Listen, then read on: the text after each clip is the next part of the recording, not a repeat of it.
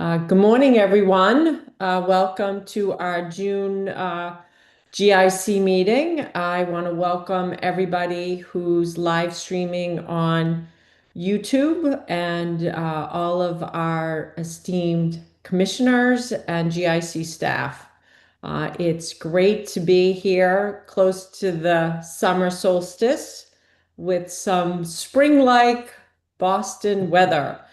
So excited to be here today.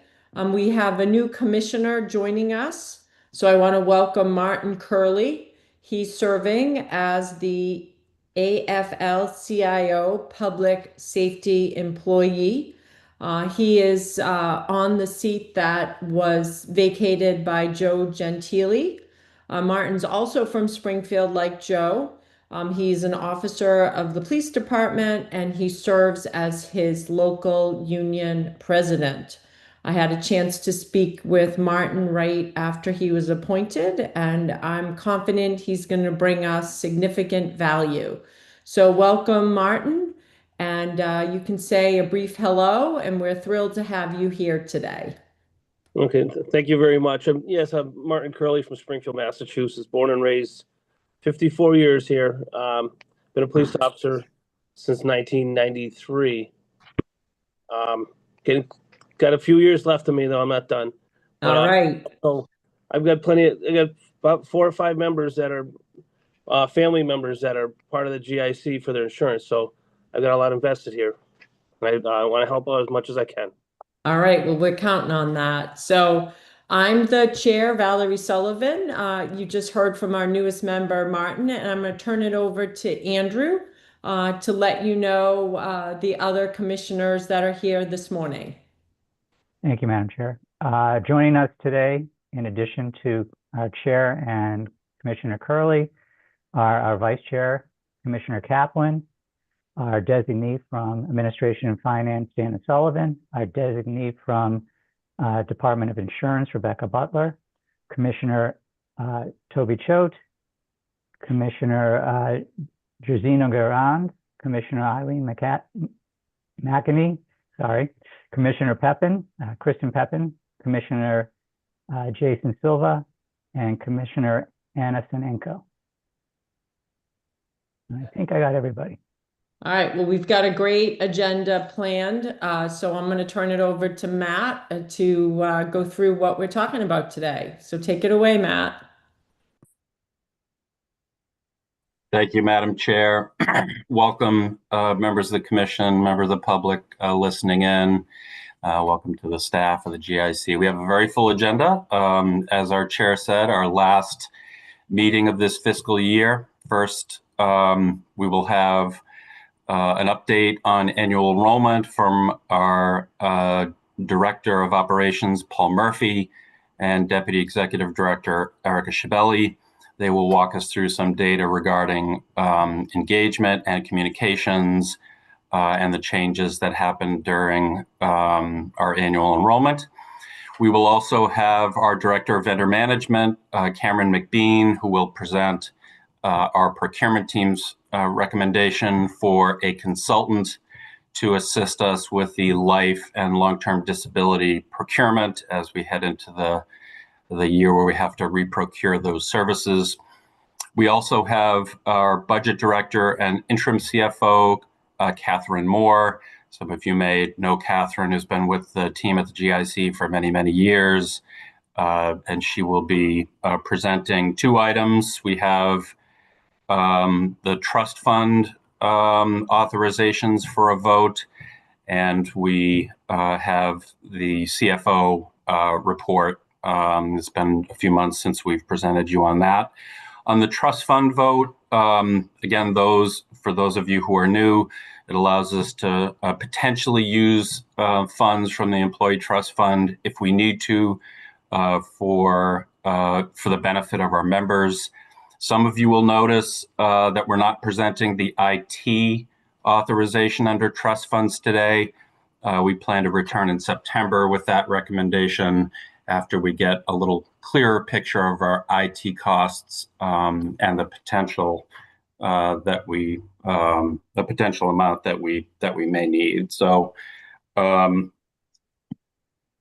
Lastly, well, I mentioned already that Catherine will present the CFO report. Lastly, I just want to note, I should have done this at the outset, that we're reordering the items on the agenda just a little bit. We may lose some commissioners midway through the meeting, and we want to make sure that we get to the two items that require a vote. So we will start with the Life and LTD consultant procurement, then have the trust funds, and then we will hand it over to Paul Murphy. So a little bit of an audible on the day of, just to make sure that we can get to the votes of our meeting. Yeah, great. That The sounds agenda for terrific. today. Yeah, thanks. So we're reordering the agenda to ensure that we have quorum for each of the votes that we have. So thanks for the flexibility, everyone, and appreciate that ability. So great agenda, Matt, thank you. So at this time, I also I see that Catherine West has joined us as one of the commissioners. So hello, Catherine, and want to make sure we capture that you're here. So terrific.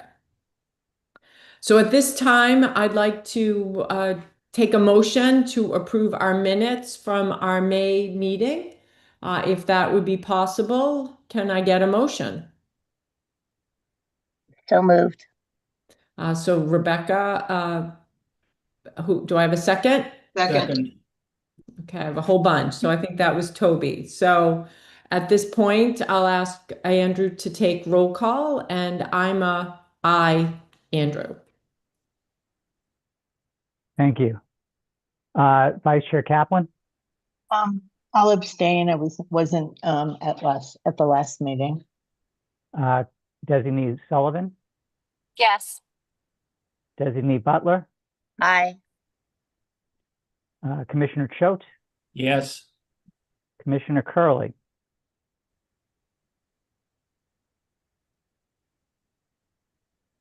I think you're on mute, Martin. I'll come back. Okay. Commissioner Guerin, Yes.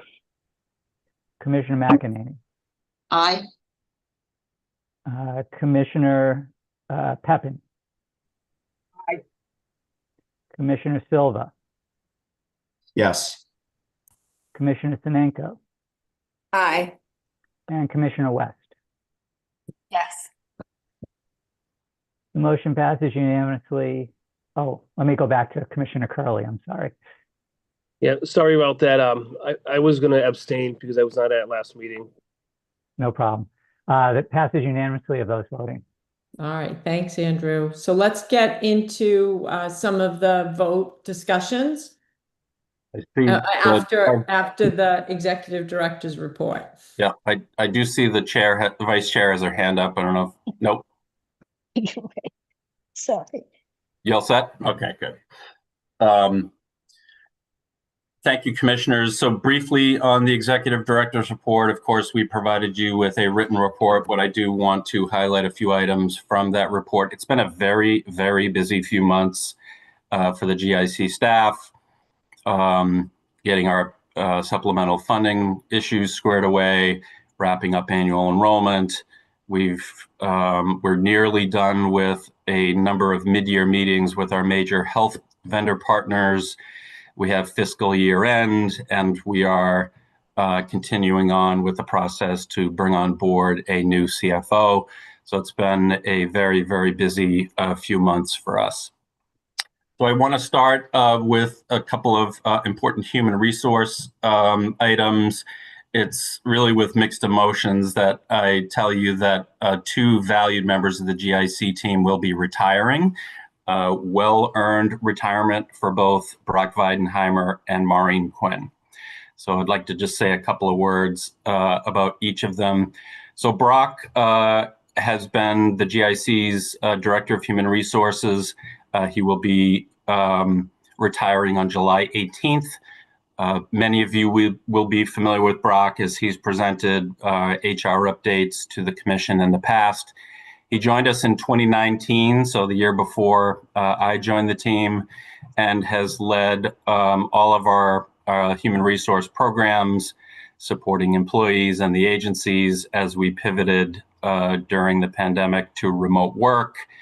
He's also led an update of a wide variety of HR-related programs and initiatives as we've implemented a wide variety of technological modernizations that have really altered and updated the way that we work.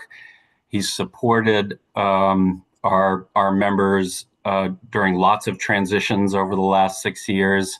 He's one of the first faces that greets new employees, and he's just been a steady, approachable, highly competent presence in our office, a trusted resource throughout the staff.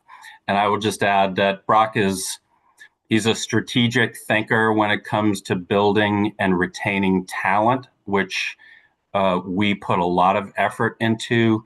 He's a real thought partner for myself and for Emily as we look to build an effective and talented staff and a resilient organization. He's a pleasure to work with, so dependable, and we will miss him when he departs here on the 18th.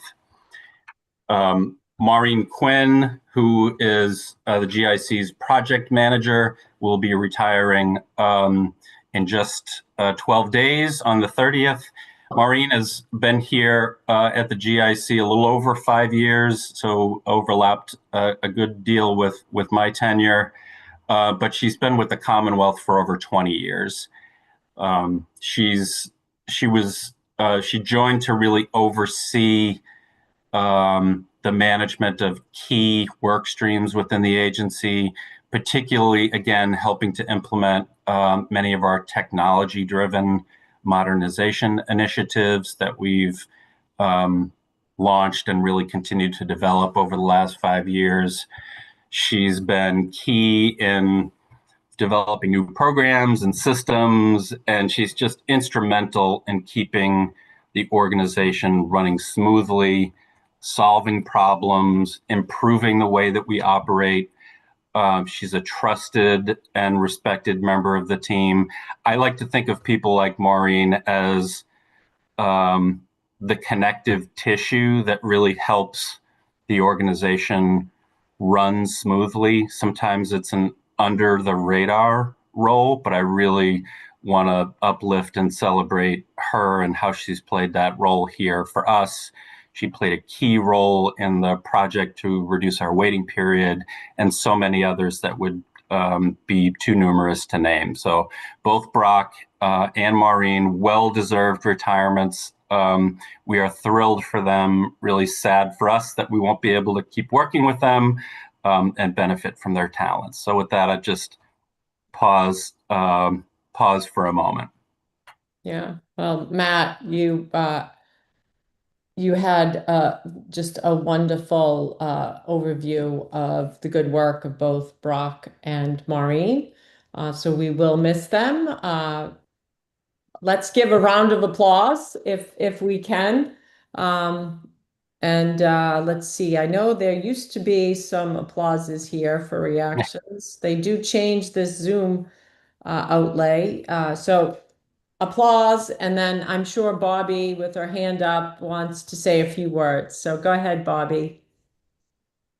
Thank you, Valerie. Yes, I do. First of all, I want to congratulate Brock and to say that I am somewhat saddened by his retirement because he has been just terrific to work with from a union perspective. As someone who represents the employees who work at GIC, Brock has been just terrific. He's a problem solver. He works well with labor, and he will be sorely missed. I've enjoyed tremendously working with him over these last 6 years, and I wish you well in your retirement, Brock, and I will certainly miss you. And I also wanted to congratulate Maureen, who I've known probably for 20 odd years. And I'm also sorry to see her go. She's been terrific. I know her really well. And Maureen, I'm delighted that you're, leaving, and I hope you have a wonderful, joyful retirement. And I have one more thing to say, which is to welcome Martin to the GIC. And, I will say that I'm delighted to have another one of similar mind to be on the GIC. So welcome, Martin. I thought we're all similar minded to you, Bobby. But yes, I love that. So, well said, Bobby. I don't see anybody else, but I saw lots of claps, and I did find my reaction clap here at the bottom. So once again, congratulations, best wishes, and we're gonna probably want to know, Matt, plan for backfill, making sure that your team is supported, hoping that this hiring freeze the state has in play won't be an impact to these very important positions. That is my hope. Before we move to calendar, and sorry, just one more if we on Brock and Maureen. Just you hit the nail on the head, Vice Chair Kaplan, by using the word joyful. That is what Maureen brings to the team, is a real joyfulness, and so we will definitely miss that. Brock, I've always said, I say this to my kids, if you can be one thing in your life, be dependable. That is Brock. So thank you both and congratulations. Briefly, a few other items on the executive director's report. At our May meeting, which feels like a long time ago now, we discussed our FY25 funding gap and the need for a supplemental appropriation. Later same day that we met in May, the Senate moved our supplemental bill, which was signed just a few hours later by the governor. As a result, we were able to lift the temporary pause on payments to carriers and the subsequent pend on claims, and to resume all those payments. We immediately put up information on our website and communicated it directly to our coordinators. So lots of work there, but a good resolution. We also touched base in May on the CVS decision to change the formulary for our GLP-1 coverage, which goes into effect on July 1. We do know that these sorts of things inevitably cause disruption to some of our GIC members. And we published on our website, which I encourage commissioners to read, an FAQ, which answers, we hope, the vast majority of questions that members will have. I do just want to note again, as we did in May, that there is an exception process for those who are on Zepbound. If they meet the criteria, they may be able to continue to access Zepbound while we prefer the Wegovy product. So that work is proceeding. Bobby, if you don't mind, I'll just go right till the end, and then we can come back for questions. Sure. On the municipal front, we are in conversations with an education collaborative called Reed's Collaborative. It's a public organization that specializes in the development of regional programs for children ages 3 to 22 with low incidence disabilities. We look forward to continuing to work with them over the coming months. Of note, this is the first municipal entity that we've had join us mid-year, so they'll be coming on January of 2026. With that, happy to take questions, starting with our vice chair. I just want to confirm that our members who are prescribed GLP-1 medications for diabetes, that will not change. That is correct. This is only a change for these GLP-1 drugs for weight loss. Thank you.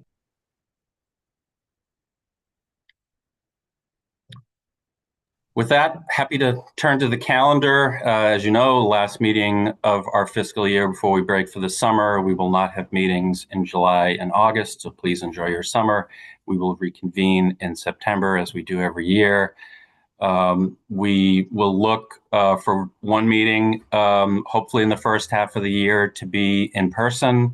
We're looking for one that makes the most sense given our agenda, and so that we can be prepared to manage the logistics of that.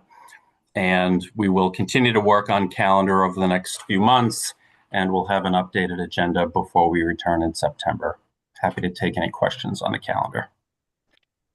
I don't see any.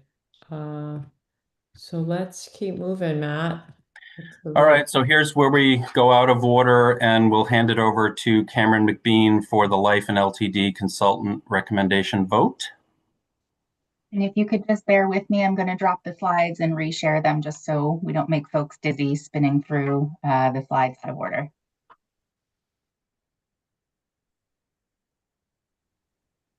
While we get the slides queued up, thank you, Matt, and good morning, commissioners. Hopefully everyone has had a chance to review the recommendation memo that was sent along in addition to the presentation deck and Matt's executive director's report.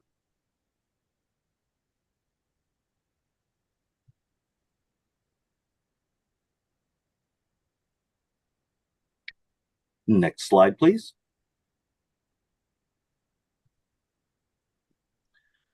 Okay, so this slide summarizes the results post-BAFO.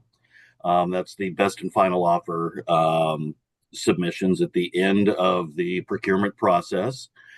We had bids from the incumbent, Boston Benefit Partners, who was recently acquired by a larger brokerage group called the Alera Group, as well as Lockton, who is our current dental and vision consultant, and Mercer.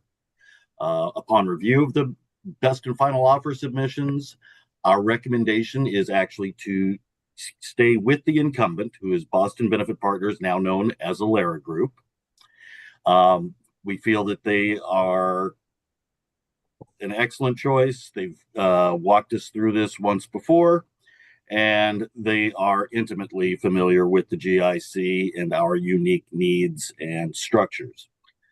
So I'm happy to entertain any questions if we have any from the commission. I don't see any.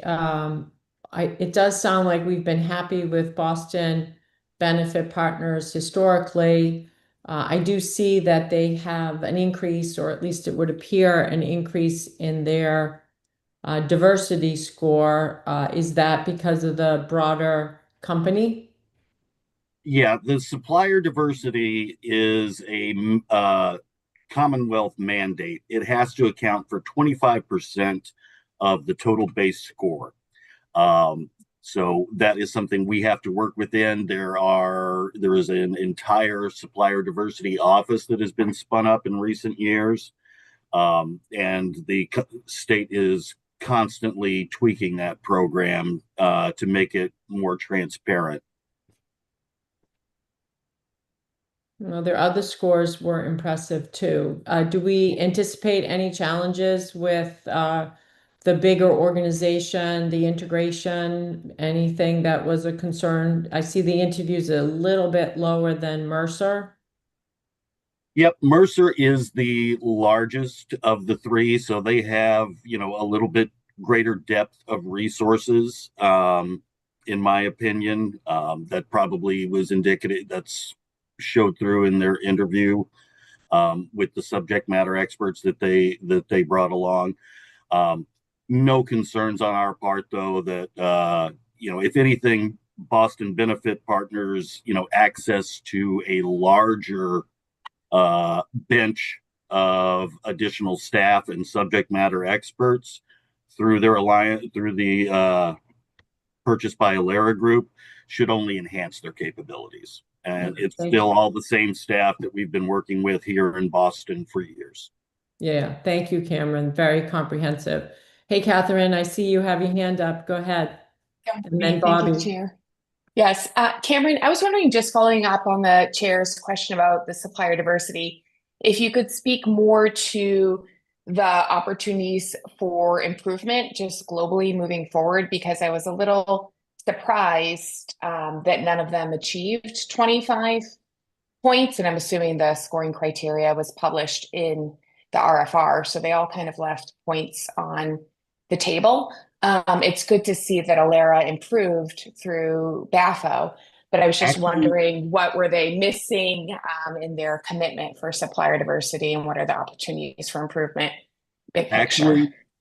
actually, Alera's supplier diversity score was reduced Ah, during their okay, BAFO process. okay. Once they, I believe that is due to, the Boston Benefit Partners team. You would fill out their forms as they were accustomed to. Then, when it got reviewed by the parent organization, they had to make some adjustments and revisions downward. Mhm. Okay.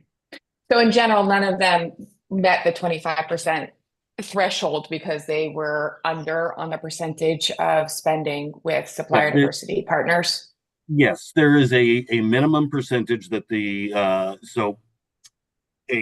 the state's minimum standard is 1% of an organization's gross sales have to be with qualifying diverse subcontractors. Now, these can be veteran owned, women owned, minority owned businesses. Um, it's very difficult, however, with the large national brokerages and carriers that we contract and bid out with. It is a very labor intensive process for these folks to track down and identify all that qualifying spending if they don't have it readily available. So we get some bidders who are better at tracking down those dollars and justifying and documenting their spend than others. And that tends to be the major differentiator between, when it comes to those supplier diversity scoring. So Right. Thank you. Cameron. And I'm glad you brought that up, Catherine. Thank you for shining light on that. Good conversation here. Bobby, why don't you go ahead with your questions? Yes, thank you. I actually have two. One relates to the supplier diversity program. And I'm curious, since Alera is recommended, like, how will we know over the next, what is essentially a 5-year contract, unless they were to default or there were some major issues after, during the first 3 years? How will we know if that number is going to improve, right, to increase? Like, how are we going to know? Because we're going to be locked into a contract. So is there a way, It, there, so that you, 15 does not, get smaller as it, well, opposed to this, larger? this sorry. Yeah, this is only used during the bidding evaluation process. Right. Then Mhm. once a contract is awarded, any of our vendors have to self-report on an annual basis their supplier diversity, their diverse spending with the supplier diversity office. So it is self-reported. There is nothing further that we need to do or track over the course of the contract cycle, unless they were to not meet their targets. If that were to happen, it would present issues for us because, according to the Commonwealth, we are supposed to no longer work with that bidder. However, with that vendor. However, if we don't have an alternate readily available, it makes for a bit of a problematic situation. Fortunately, we have not encountered that to date, Mhm. and as long as with the enhancements to the reporting procedures, we expect it to be smoother going forward. Yeah, and I think the message here generally is that there is an accountability network, an accountability function, which I think is what's behind the question. Now, how do we know they're going to keep their promises?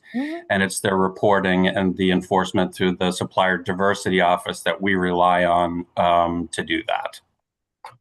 And Matt, I would just add one more thing on accountability. I think it's also the staff at the GIC who are committed to this, who are going to drive that accountability. So I think it's good conversation, and I appreciate the work that we're all doing in this area.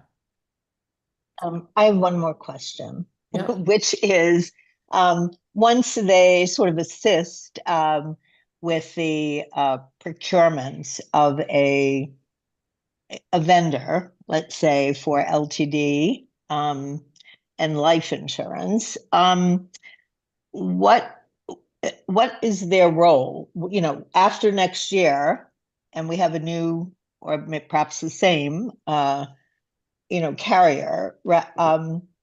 What will be Alera's role? Will they be the liaison between GIC and that particular vendor, or what exactly will their role be over the next few years? Once the procurement is completed and they've helped us identify a new carrier or for life and LTD, then they become a consultant, and the interactions between us and the consultant drop off significantly when it's non-procurement, with the exception of our medical and pharmacy lines, obviously, because Right. those are just so much larger dollars and subject to a lot more fluctuation. Their primary responsibility once the procurement is completed is assisting us with evaluating the performance of the plans, which we do on an annual basis. We have stewardship meetings for all of our product lines with all of our vendor partners each year in the fall. So when we go to review the performance of the life and LTD products with MetLife, sometime in the fall of this year, this vendor, Alera or BBP, is presumably will be helping us to evaluate and review MetLife submissions. Thank you, Cameron. You're welcome. All right. This has been good discussion. So I don't see any more questions. So can we move to a motion? Do I have a motion? Motion to approve. All right, so we have Toby. Do we have a second? Second. All right, with Bobby. So at this point, Andrew, let's take a vote on roll call. I'm an aye. Thank you, Chair Sullivan. Vice Chair Kaplan, Aye. Designee Sullivan, Aye. Designee Butler, Aye. Commissioner Choate, Aye. Commissioner Guerin, Aye. I'm sorry, Commissioner Curley, Aye. Commissioner Jennings. She's not here, I'm sorry. Commissioner McEnany, Aye. Commissioner Pepin, Aye. Commissioner Silva, Yes. thank you. Commissioner Sinenko, Aye. and Commissioner West. Yes. Motion passes unanimously. Thanks, Andrew. Thanks, Cameron, and go forward in contract. Thank you, commissioners. Terrific. Thank you, commissioners. Important vote for us so that we can keep this on track. Thank you for the discussion. And at this point, we will hand it over to Catherine Moore, our interim chief financial officer, to walk us through the trust fund authorization. Catherine. Good morning, commissioners. So next slide, please. The GIC has an employee trust fund, which consists of the interest on the employee share of premium, the current balance is slightly over $6 million. These funds are used with the commissioner's approval to supplement our appropriated administrative funds when those funds are inadequate to allow us to perform projects that we believe are in the benefit of the employees. So next page, please. We have 3 authorization requests in front of you today. The first is for administrative services. And you can see that that's for staff and staff development. The second is for communications. The bulk of the $44,000 there is for video production, but as you can see, there are a number of other items that we contemplate under that authorization. And then finally, there's a temporary help authorization request. Now, the GIC requests that you approve our use of up to 10 temporary employees in FY26 in the event that we have a project that requires us essentially to staff up on a temporary basis. We do not currently employ any temporary staff, and we don't have any plans to hire any in FY26. But we'd like to have the authorizations just in case such a situation were to arise. So with that, any questions? Bobby? Yes, Okay. I do. If we can make the motion. Hi, Catherine. Nice to see you. Hi, Bobby. I just have a quick question. I'm sure everyone knows that I'm not a big fan of hiring temps as opposed to regular FTEs. However, I am well aware, we're all aware there's a hiring freeze. But I would ask, since it's been quite a while since the GIC has hired any temps, so I actually don't recall, but even though there's an authorization to hire, I'm asking, or perhaps that's been done in the past, that we be notified prior to, that you're going to need a temp for whatever reason, and that we would, be informed of that and the reason for the hiring. Yeah, we're happy to do that, Madam Vice Chair. Thank you. Yeah. Thank you. All right, I don't see any other questions.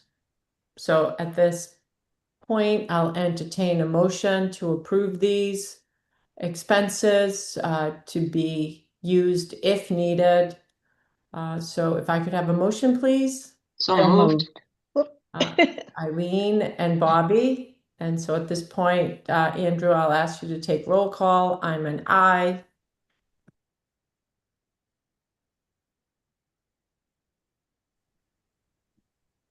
Sorry, I couldn't get off mute. Vice Chair Kaplan, Aye. Designee Sullivan, Aye. Designee Butler, Aye. Commissioner Choate, Aye. Commissioner Curley,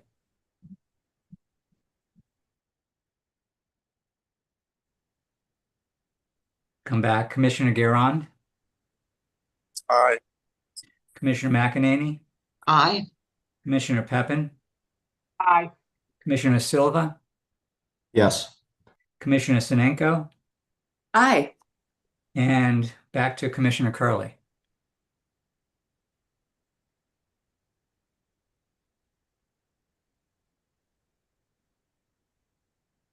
He seems to be stuck on mute too.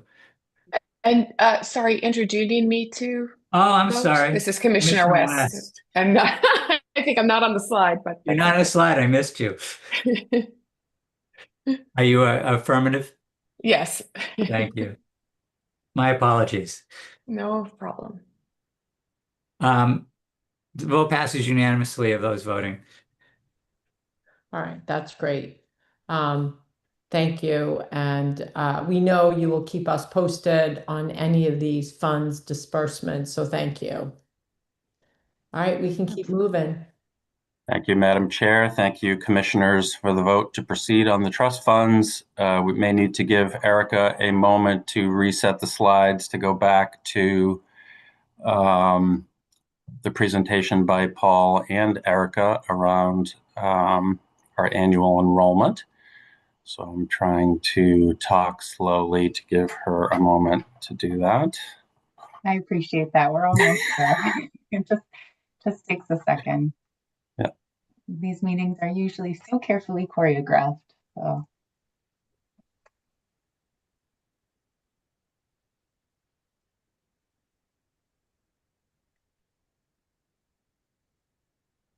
Please.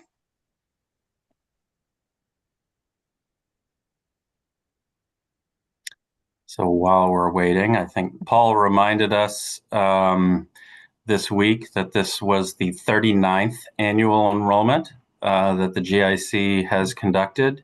And if I'm not mistaken, Paul Murphy has been here for each and every one of them.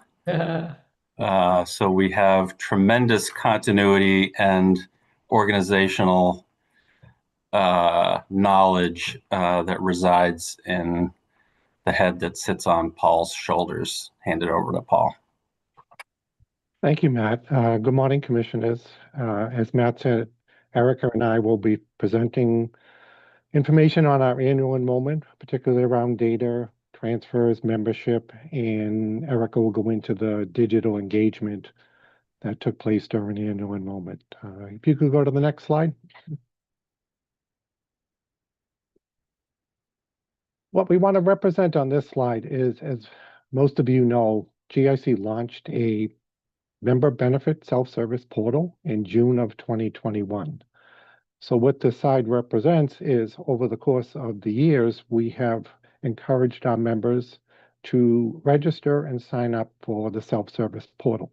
So we do a campaign every year around benefit statements, listening sessions, annual enrollment, and any opportunity through mailings. We encourage members to register for the portal. So you could see the progression here from 2021 till this year, 2025. We have about 123,980 members registered for our self-service portal. It puts us around 49.8% of our membership. So we are almost at 50% of our membership using the GIC self-service portal. You could go to the next slide.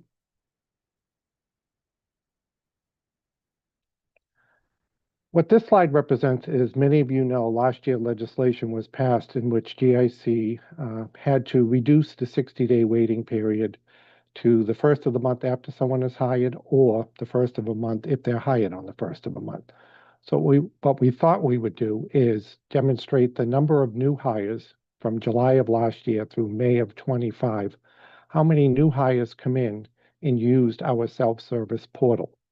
As you can see from the number at the top, we hired roughly 6,051 members over the course of almost a year, and 70% of our hire used the member portal to enroll in benefits. So we did a big campaign last year encouraging members to use the portal. The portal gives them quick access to their benefits, allows them to enroll in a timely basis, and we're able to put the member in, send ID cards, start payroll deductions, and get them enrolled with the reduced waiting period. So we're happy to see that almost 70% of our new hires use the self-service portal for election of their GIC benefits. Next slide. What this slide represents is, from the first slide, the 123,000 registered participants. We break out here where the status of the membership falls. So the largest being the blue, which is 95,606. You see they are our active employees fall under the registration.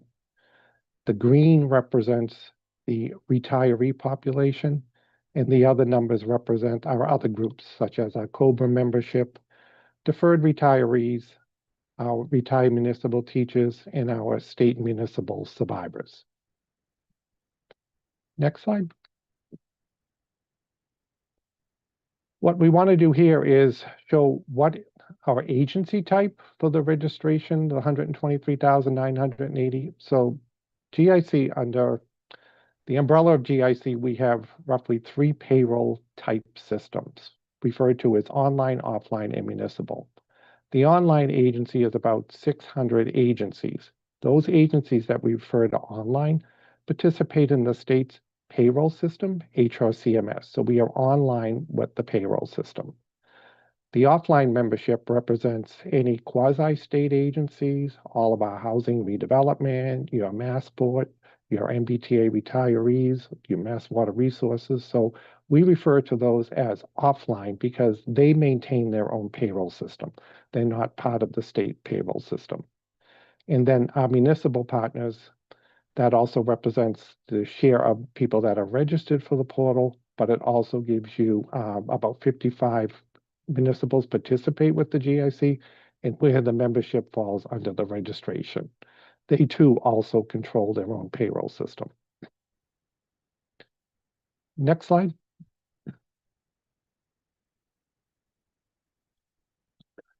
This slide I like to always demonstrate every year. It shows that every year GIC does an annual benefit statement. When we had the portal in 2021, we launched the portal. Prior to that, GIC issued paper benefit statements every year to the membership. So we sent out almost 250,000 statements to our membership, paper application once a year. It gave a snapshot of the benefits that members were enrolled in immediately prior to annual enrollment. With the introduction of the portal, we have scaled back most of the benefit statements. As of this past January, the benefit statements that we issue to people are non-registered retirees for the portal. So we still give them a paper application. But what this slide represents is 3 ways in which you can make GIC changes to your benefits. The purple represents DataBank. DataBank is our scanning vendor. So any member that wants to submit a paper application or paper documents, they mail them to the GIC and they are scanned through our data bank. So what that is the vendor who scans all of our mail. The gold represents DocuSign. We have electronic form submission on our website where members can enter their information and submit forms electronically to the GIC. And the blue represents the portal. So you can see in 2021, we received a lot of corrections back. The purple represents the paper, gold, electronic, and blue portal. So in 2021, we were heavily involved in paper corrections from our members. As you go over to 2025, you will see that we have practically eliminated the corrections for the paper correction forms coming into GIC for our members' GIC benefits. And more members have elected to update their benefits through the portal. So in 2024, you'll see that's the biggest change, 18,461. The 12,000 this year represents data from January through May. So we expect that to exceed last year's number as well. But it shows you that we went from the purple to practically eliminating all the paper that GIC would get in to have changes made to a member's benefit. And we have more breakout later on as far as what members are updating in the portal. So on the next slide. So what this slide represents is when members submit anything through our portal, we represent what we call a case. So when a member makes an election to change their benefits, change plans, submit personal update for name, address, etc., we wrap it into what we call a case. Within a case, there can be multiple actions that the member is requesting us to make. So we break it into several categories here. A change request, you can see, is 12,065. What this is members are submitting personal data information or asking GIC to, update their benefits for their personal data. An inquiry would be anyone that logs into the portal. You have the ability to talk to us through your contact record in the portal. You can ask questions on your record and we can respond to you. And you also can complete what we have an online contact form on our website in which members can complete that form and submit it to GIC. new hires, people that elect benefits, as a newly hired open enrollment, you can see the biggest 12,000 coming in during the annual enrollment. We'll have more numbers on that later on. Qualifying event beneficiary standalone and optional life. What those are: qualifying events, people that get married, divorced, have a baby throughout the year. Beneficiary changes. Prior to the introduction of the portal, we would receive a couple of thousand beneficiary form changes a month. In the portal, this allows the member to submit their electronic submission of their beneficiary change with no staff interaction. So many of these cases coming in through the portal have very minimal staff interaction. The record is automatically updated through the self-service portal, and we don't need to touch any of the applications coming in. On the next slide. So as I said, the change request, the biggest one coming into the GIC of 12,000. What this slide does is it breaks down that case. So a member can, like I said before, submit multiple requests to make a change to their personal data. What we do here is we break down those 12,000 cases into specific fields that members are updating. So when you take the 12,000 cases, it relatively breaks down to 37,316 fields in our system were updated by the membership. That can range anywhere from a name, middle initial, an address change, a phone number, an email change, etc. So this slide gives you an idea of what a member has changed in the portal. And I want to highlight here that these 37,000 changes prior to the portal would have had to be done by GIC staff to manually process those changes. So this portal has eliminated practically all of the personal data updates when a member comes into the portal. So that's a pretty significant number of processing that automatically has been taken away from GIC staff happily, that members can update and go in and do their elections through the portal.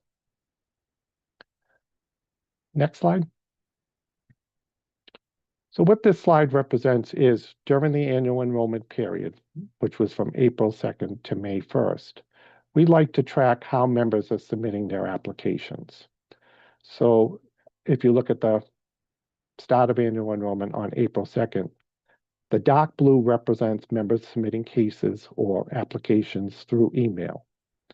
The light blue is the DocuSign. As I said earlier, that is our electronic form submission through our website where members can submit forms. Data bank is mail applications through our scanning vendor. In portal is the self-service where members have gone in and make their elections. So over the course of the 5 weeks of annual enrollment, you can see that members have really chosen to submit their annual enrollment changes using the benefit portal.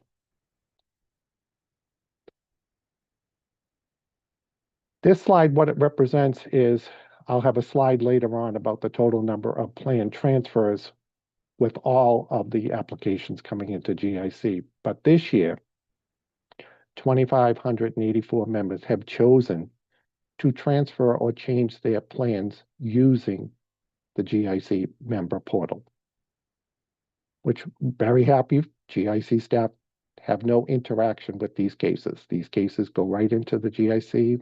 They're transferred, plan is notified, ID cards go out. So we like this when members go in and make their benefit elections and use the portal to transfer their benefits. Next slide. This slide represents, we like to keep track of members that use the portal. We can look in to see how many people are using the portal at any given time frame. But we like to see when members are going in during our annual enrollment to see who is logging in and how many people are logging in. Naturally, the start of annual enrollment, you can see that 8,934 members logged in on day 1 of annual enrollment. And then the last 2 days of our annual enrollment, the gold and the dark blue, represent the number of members that have logged in to either make a change or update their GIC benefit. So the highest being at the end towards May 1st, that people have gone in and made their changes in the portal.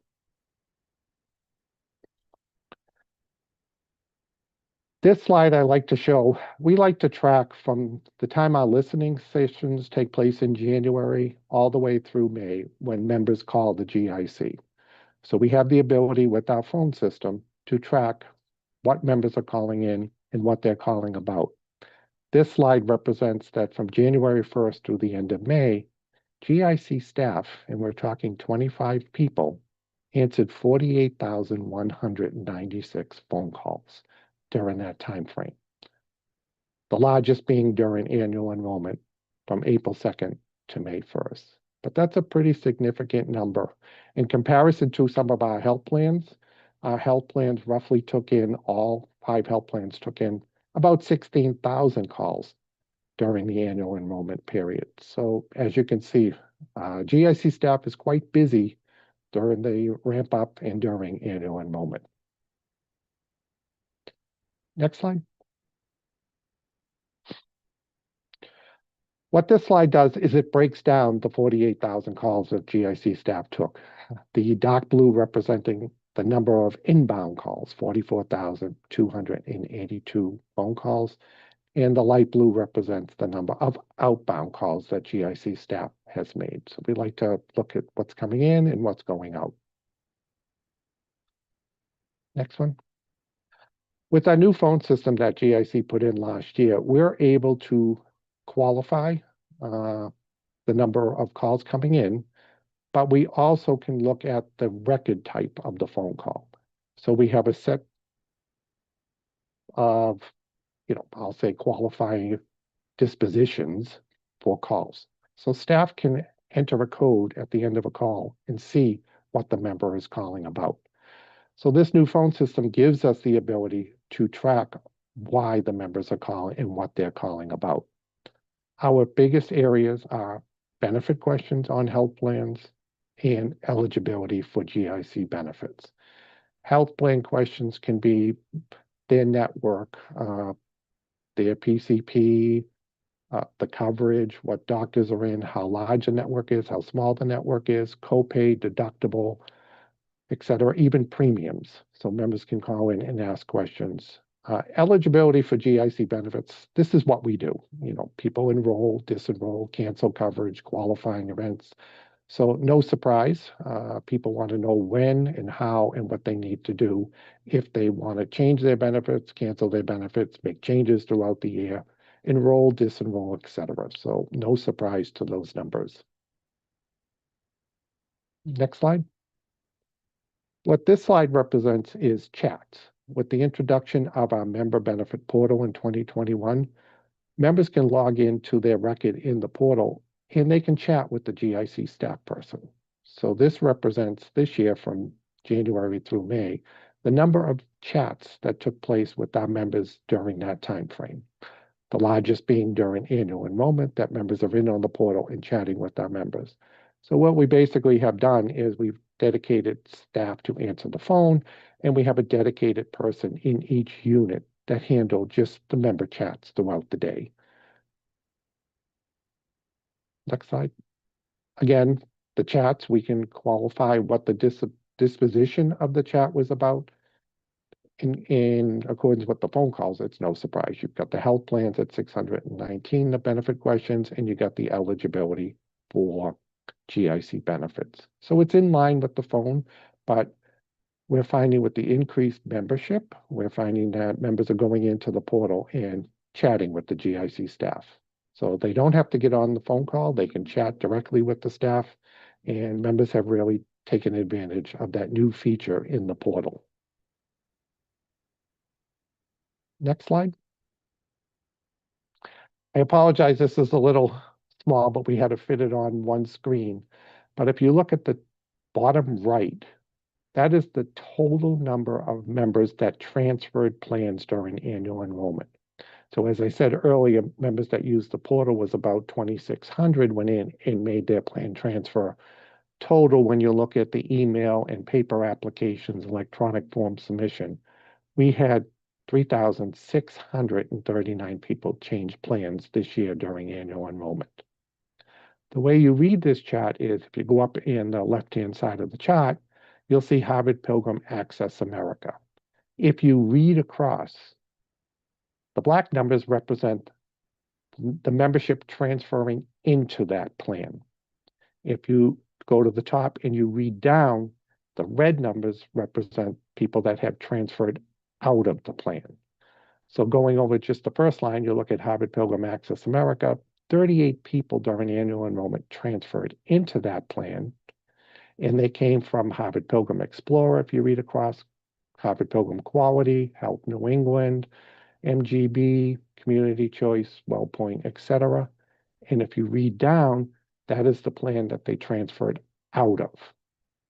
So a lot of numbers, a lot of data here, but you can see that the biggest winners here are Community Choice at 644. You've got the Plus plan at 1,039, and you have the Harvard Medicare Enhanced plans picking up the most transfers in during annual enrollment. I see, Bobby, you have a question, or do you want me to go through and wait, or do you want to ask the question now? Well, I have a question related, to the transfers, Paul. Yep. Sorry. Would you prefer I wait till you finish, or? It's up to you. Since we're Well, on the let me slide, I'd be let happy me to ask take the it. question. All right, let me ask it now because I may have others. So, I was just curious if people state the reason that they're transferring from one plan to another.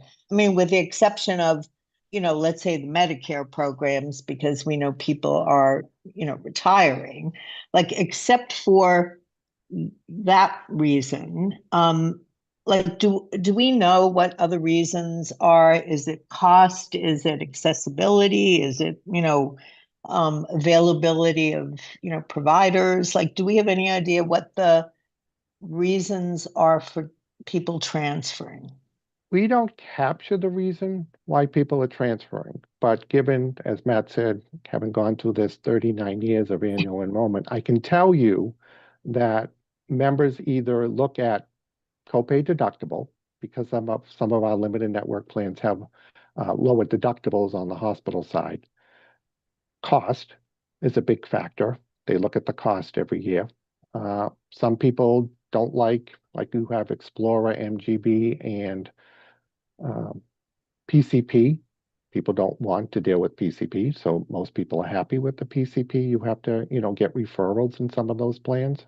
Other people don't want to deal with their PCP referrals. Education is big.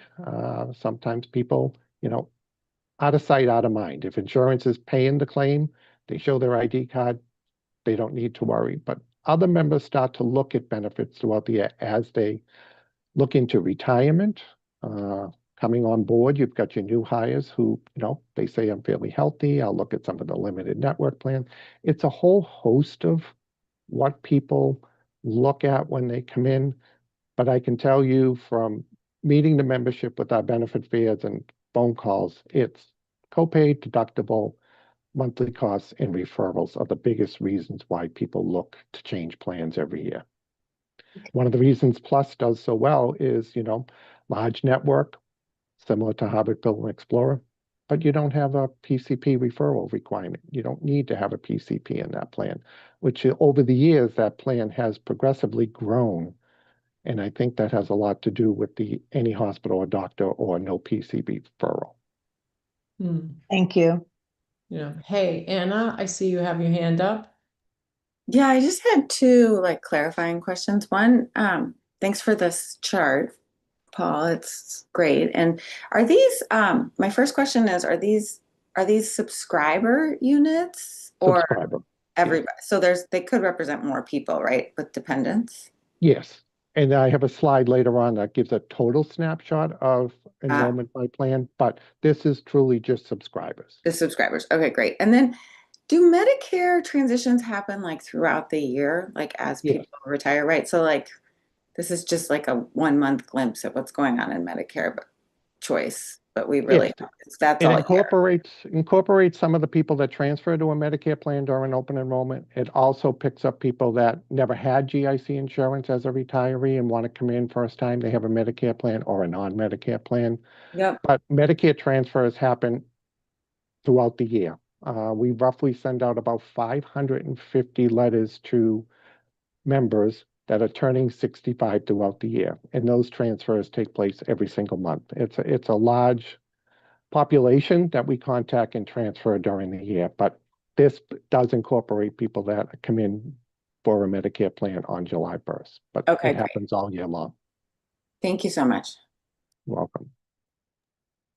Okay, let's keep Yep. moving, Paul. It's good stuff. Next slide. So what this slide represents is it takes into consideration the plan transfers, but it gives us the net gain or loss by health plan. So on the left-hand side, the numbers in black represent new employees coming in, electing the benefit, employees that are transferring into that plan during annual enrollment. The numbers on the right-hand side represent people that have left the plan. So we have terminated people, people that cancel the coverage during the annual enrollment, or they transfer it out of the plan. But the last column is the key. This is the net gain after all the new hires, terminations, plan transfers. This is what the health plan net gain or loss turns out after annual enrollment. So as you can see, the biggest winners being Harvard Medicare Enhanced at 519. The Plus plan, as I said before, becomes a popular plan, and Community Choice at 570. So this really gives a snapshot to the health plans after all said and done on what the membership looks like after annual enrollment net gain or loss. This slide here, this represents, as the question was earlier, the membership. So we like to give every year a snapshot of the membership as of June 1st when we finish processing all the annual enrollment changes. So it gives you individual family by state, individual and family by municipality, and this does include subscribers and dependents. So roughly, as you can see here, we have 423,105 members enrolled in a GIC health plan.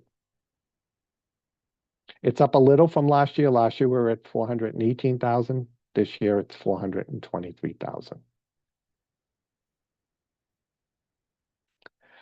What this slide represents, and I apologize without having to turn your head to the side, we like to give a snapshot of our other products.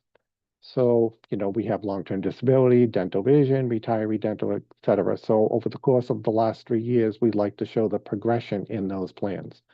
So the purple represents our active employee dental vision plan. As you can see over the years, that plan, continues to grow. The gold represents members in the long-term disability. So you see that 41,000 all the way to this year, 45,000 subscribers enrolled in long-term disability. The dark blue represents the optional life insurance. So members that have elected the supplemental insurance, or we refer optional life insurance in addition to the basic. And the green represents the retiree dental. And I can tell you that that plan continues to be popular with our retirees every open enrollment for members coming into that plan. That plan has progressively grown over the years. I remember when we brought it in 2005, we had to get to a membership of 5,000 to make the plan sustainable. And since then, you can see it has really become a popular plan and continues to grow. And I would just add that from our procurement vote for our dental vendor, which I think we did in our May meeting, we've been able to keep the premium flat for that plan and continue to expand the benefits and enrichen the benefits. So we continue to lean into that as we progress. So hopefully it continues to draw interest. Yeah, that is Next good. slide. What we want to show here is we want to represent some of our other products that happen during annual enrollment. So every year, GIC offers a buyout application, which you can buy out of your existing health insurance plan. So it takes place twice a year, once during annual enrollment and once in the fall. Members have the opportunity to cancel their GIC health plan and receive a check monthly for 25% of the full cost premium for 12 consecutive months. So this year we received 126 applications. 112 of them took place in the portal, which is really a good number because there is no staff interaction for the 112. Members go in, elect the buyout, goes into our system, and the check starts going out in August. FSA enrollment is just a snapshot of the total numbers of people that have elected the healthcare spending, 15,584, and the dependent care, we have 2,296, and the total elections in dollar amounts for those plans. At the bottom of the screen, I'd like to put this in because, as some of you know, legislation was passed last year that increases the basic life insurance for our membership. The increase goes from 5 to 10,000. That is effective July 1st. And we just wanted to give you a snapshot of the membership. So 166,830 people had an increase of their basic life insurance from 5,000 to 10,000 as of July 1st. That is a great benefit for our membership. It's relatively small dollars. It ranges anywhere from $1.20 to $3.18 monthly, and based on the percentage the membership pays. That benefit hasn't changed since February of '86. So, it is a good benefit change for our membership, and glad that we could put that in for July 1st. And lastly, it's not on the slide. I'd like to give you a little update that, as some of you know, the town of Holliston came into the GIC effective July 1st. I'd like to thank the town of Holliston staff, as well as GIC staff, for all of the work for bringing in the town of Holliston. We were able to enroll 558 subscribers for the town of Holliston for July 1st. So that's the annual enrollment. Happy to take any questions from any. The Vice Chair Kaplan has a hand up. Yes, thank you. Paul, terrific presentation. I'm astounded by the numbers. And, I did a quick little calculation on the number of phone calls.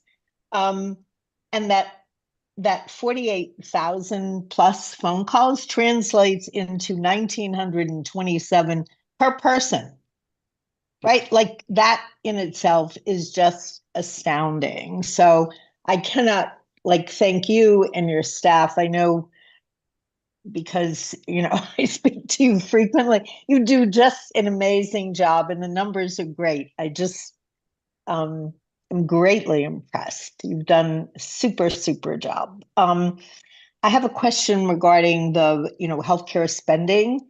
If that has increased, is that enrollment increasing? And has it increased over the last, let's say 5 years? It has steadily increased. I did look up the number from last year on the healthcare spending. They were 14,598, and this year up to 15,584. So that's great. It has increased. On the dependent care, it went from 2,860 down to 2,296. Now, there could be any reasons why somebody didn't elect the dependent care, dependents age out, et cetera. But the total plan elections, as you can see, the 31 million and the 8 million in dollars has increased. So members are putting more into those benefits. Great. Thank you. Yeah, good questions, Bobby. I don't see any others. Paul and entire staff, I do think the portal usage growth is impressive.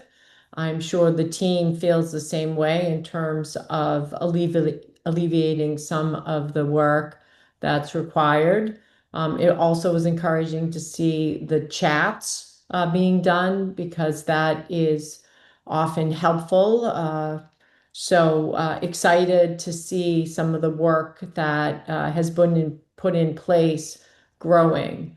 And I'm just curious if there's a way to survey our members who aren't using the self-service portal or adding more education to the constituents, because it does seem like it's also a benefit to anyone who uses the portal, because of the ease of getting the information correct. So it seems like there's fewer issues with things that you pointed out, Paul, unless I'm going Yes, too no, far no, no, on a limb. no. I think maybe Erica may want to go into the digital engagement, because I know that any opportunity we have with anything we put out to our membership, any presentation, listening sessions, we always encourage the use of the portal. But I let Erica go through. It is an education, and I can tell you operationally, any letters that we send out to membership always include information about the MyGIC Link member portal. So anywhere we can on our regular mailings from operations, we encourage use to either the mailings and even our GIC coordinators. We always stress the importance of the member portal, and we can see the coordinators adapting and telling their membership about the portal. And we also have resources about the portal on our website under the GIC coordinator resource section that educates coordinators on what they can give members to teach them about the portal. But I don't want to take away too much from Erica, but Okay. Every opportunity we can, any paper we can eliminate and any processing I can eliminate with staff, we're always looking at that operationally. And I think agency-wide, all of annual enrollment, all of the efforts of this agency from Matt all the way down is, tremendous to get a successful annual enrollment across the whole agency. Yeah. Great. We'll wait for Erica. Sorry about that. Quite all right. It's actually a great transition because I'm up now. So thank you so much, Paul, and good morning, commissioners.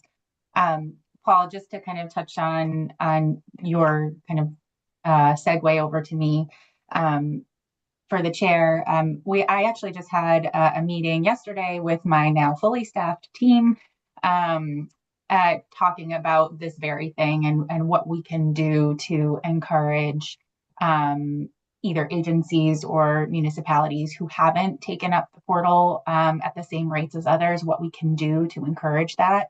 So that's something that we're going to be looking at over the course of the next year in advance of annual enrollment next year. So you and I are of the same mind there, and we're already thinking about it. So on to the presentation itself. I am happy to continue this review of annual enrollment activities with a focus on our communication efforts to date. The first thing I wanted to highlight, though, I mentioned that our team is fully staffed for external affairs. I wanted to highlight that the GIC's Director of Communications, Leslie Montero, has returned from her maternity leave. I know that no amount of leave is ever truly sufficient, and that making the return back to work thereafter can be especially tough, but we are very grateful to have her back. Before she went on leave, Leslie prepared us incredibly well for the communication side of annual enrollment, which happened during her leave. And thanks to that preparation, we were able to keep our outreach level with last year's without having to scale back at all. Critical to getting that communications work accomplished during Leslie's leave were our friends and colleagues at ANFIT, Lynn Kelly and Sam Hammer. Without Lynn and Sam, we would not have been able to execute on Leslie's excellent planning. I've told them a million times myself, but I'd like to say it publicly. We are so grateful for your assistance and partnership, not to mention that you are both absolutely lovely humans to work with. You've been a pleasure to work closely with these past months, and thank you for all your assistance. Now moving on to the substance of the slides. What you're looking at here is a snapshot of the communications deliverables from annual enrollment. The blue dots represent anything that was specific to annual enrollment, while the green dots note where we kind of cross-advertise the importance and ease of registering for and using the portal, which is really what Paul was just talking about. We take every opportunity we can to simultaneously plug the use of the portal and encourage folks to register. This list is by no means an exhaustive list of the communications deliverables, but we didn't want folks to have to pull out their magnifying glasses to review the slides, so this is just a snapshot. So Moving on to this next slide, it focuses on website traffic to GIC's various web pages and tracks that traffic across the last 4 years. I want to pull out just a few items to highlight. As you can see, in 2023, we had a significant jump in traffic across each category listed here, which we attribute to being a procurement year and much more attention being on the annual enrollment and procurement processes that year. As you can see, with the exception of the benefit decision guides, there was a drop off in traffic for 2024, and it remained more or less in the same ballpark for 2025. The benefit decision guide numbers tell a really great story about our continued modernization efforts and transition away from paper across the agency. As you can see, since 2022, web traffic to the guides has steadily increased. Each year, we have made changes to the benefit decision guides, such as condensing the active state employee and retiree guides to minimize printing and paper. We've also encouraged folks to review the benefit decision guides, affectionately called BDGs, digitally by 1, making them readily available and easily accessible on our website, and 2, limiting the quantity of printed BDGs that we request and send out. So we look forward to continuing these efforts in annual enrollment and other projects to come. And this last slide provides a partial overview of our social media footprint for annual enrollment. While we don't have access to data that would show us the racial, ethnic, and other demographics, we do have this very high level information to provide. Overall, our social media channels have shown to be a helpful resource for members, particularly during the annual enrollment period. You may have noticed that I said this is a partial overview of our social media efforts. I say partial because while we do use X, formerly known as Twitter, some changes to that platform now require payment for access to our analytics. We don't have access to those for this slide. We had previously considered a transition away from X in favor of the Threads platform for a number of reasons, and we will be refreshing that conversation in light of these changes so that we can do a better job of getting that data in front of you. Should we decide to make that transition from X to Threads, we will be certain to let the commission know. And with that, I will take any questions.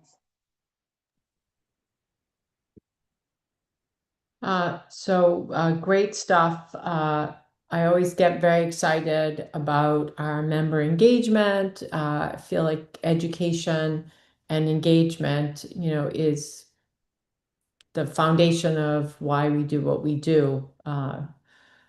Wondering if in the portal there's any way to do surveying of our members, and I know that we want to reach our members, so trying to reach those who aren't enrolled through the portal is counterproductive. But any thought there in terms, with your team of innovation to get more usage, more self-service, but also providing that education to them through the portal does help. And I know you're thinking about that. So anything to share with our group here? Erica, before you go, let me just say one thing. So this is an area where, as we've been building and adding to the capability of the portal, that we have been exploring a variety of tools to understand how our members use the portal, how they navigate the portal, where they may get stuck or have problems in using the portal. We've explored some AI and machine learning tools, particularly machine learning tools in this area, with the view towards potentially building a knowledge library of material, frequently asked questions or frequently visited elements to the site. So that we've been seeking some capital funding to do that, and we'll continue to lean into that.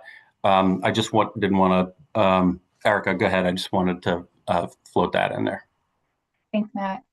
So in addition to kind of looking at how we might encourage adoption among agencies, municipalities, and other folks with whom we work to use the portal, we're also thinking about, to Matt's point, our efforts in member communication and education.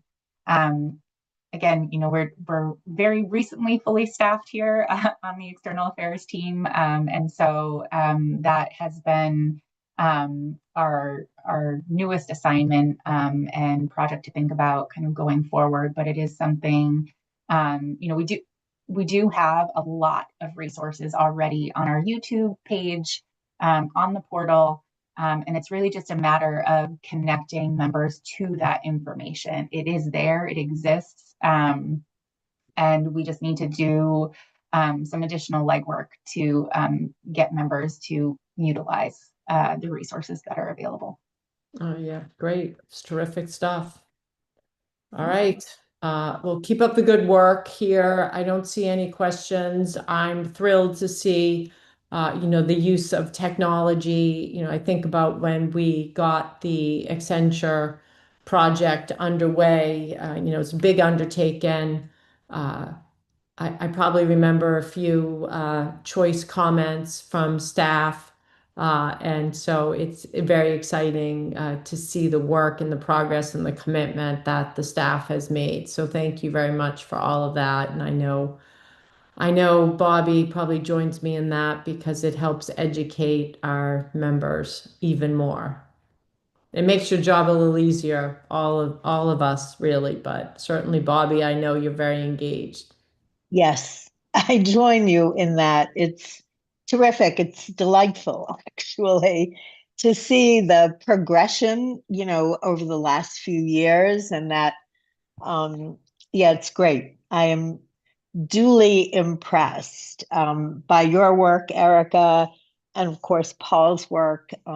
It's and the entire GIC staff, and kudos to you, Matt, for leading this charge. It's Thank you, very, Madam very Vice Chair. impressive. I appreciate that. And just a shout out to Stephanie Sutliff, our ANF IT lead for the GIC, and her team that is constantly working with Paul's team to improve the functionality of all of these tools. I just two other comments in this before we move to the CFO report. One is just a shout out to my predecessor, Roberta Herman, for working with the team and putting all of this in motion. It was all well underway by the time I joined in 2020. And just a shout out to Paul and John Harney, who was Stephanie's predecessor here, and each of their respective teams.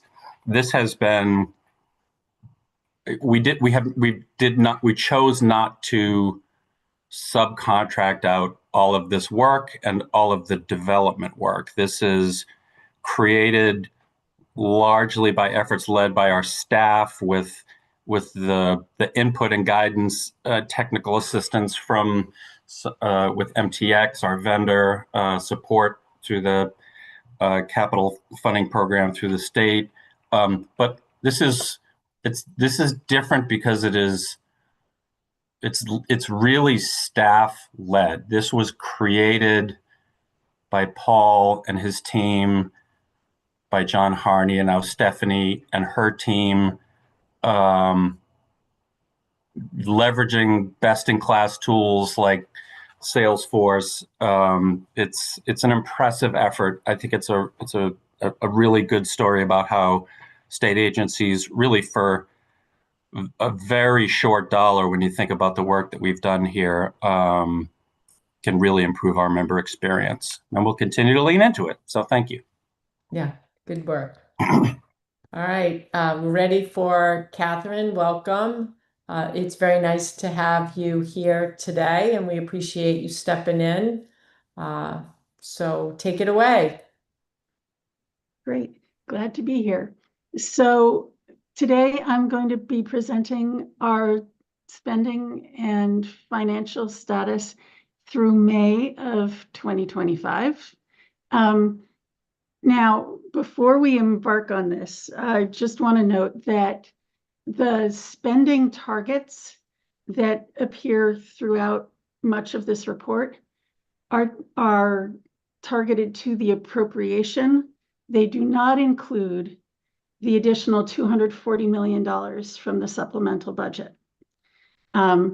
With that additional $240 million, bottom line is that the GIC should have enough money to pay all of our claims, all of our FY25 claims through the end of the fiscal year. So having given you the sneak preview, if we can go forward a page, please. So on this page and the next page, Erica, if you'll advance the slides, we have first the state share spending and then the employee share of spending through May. And where our spending in May was affected by the claims pend, although it was brief. The GIC did ultimately have to ask our health plans to pend member claims. Looking at prior months of data, it would appear that we had about $25 million of claims that did not work their way through the system in May because of technical issues after releasing the pend. So we do expect to see those claims hit our system in June, but that will affect the pictures that you're going to see in a moment. So if you go to the next slide, please.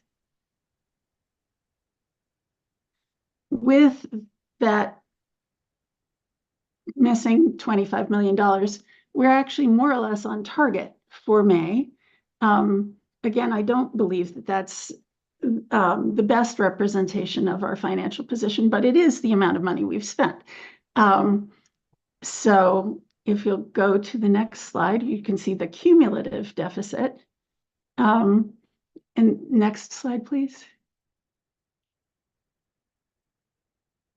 And as you can see by the space between the budget line and the actual line, the cumulative deficit has stayed relatively steady. Now,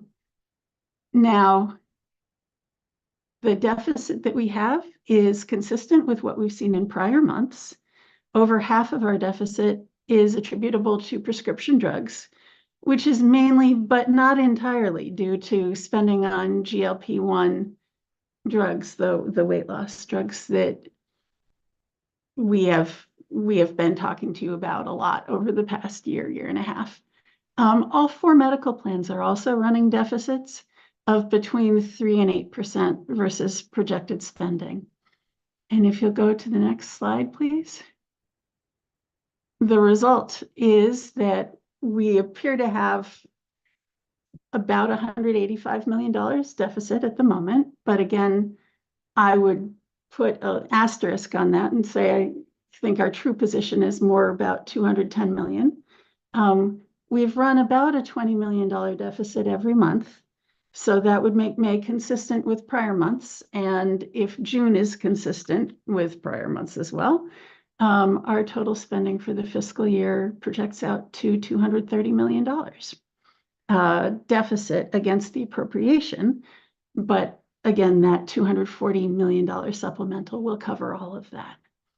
So with that, any questions? I don't see any, Catherine. I appreciate the attention to detail on this and keeping us apprised of the financials. And Matt, you certainly have helped keep us posted on the legislative prowess that you have been able to support this agency with. So it is helpful. It's definitely not the place we want to be, and we know you're working hard to potentially avoid this for next year. So thank you. More to come on that front for sure. Thank you, Madam Chair. And I just want to thank Catherine for stepping in and presenting today, but just helping us navigate what was a very tricky time for us in May and coming right to the end of the fiscal year. So thank you, Catherine, for all you do for us. Yeah, we appreciate it. All right, we can move on. And we are at the end of our meeting. I know a few of the commissioners had to leave and step off this meeting. I see Andrew has his hand up, so hello, Andrew. Hello, Chair. The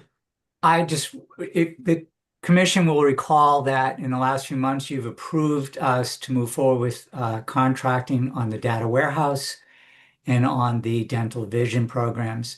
I just want to alert you to expect to receive those contracts for signature either through DocuSign or Adobe Sign, probably within the next week, and ask that you attend to them when they come through. We'd like to have them completed by July 1st. And that's it. Thank you. Everyone, I see head nods. Everyone will be sure to be timely in getting that signed and back to you, Andrew. So thank you for flagging that for us. All right. Well, nobody's going to complain about 22 minutes back in their schedule. But before that, since we are taking a brief hiatus, although the staff won't be taking any bit of a hiatus over the summer, our next meeting is September 18th. We will be alerted if it is in person. The staff is working hard, as Matt said, to have one of these second half of the year meetings in person. And I will await that confirmation with great alacrity, because I know everybody knows how much I enjoy seeing all of you in person. Zoom is the next best thing. But I know when we get together, all these great minds around healthcare can only do more to support our constituents. So see you in September, potentially in person. If not, see you is in air quotes. And at this point, unless there's any other business, we're on the eve of a holiday, so happy Juneteenth. I will take a motion to adjourn. So moved. Second. Second. So Bobby and Catherine. So at this point, all in favor, say aye. Aye. And I will wish you a good day, a happy solstice, happy summer, and we'll see you in September. Thanks, everyone. Really appreciate the good work we're doing here. Thanks. Bye.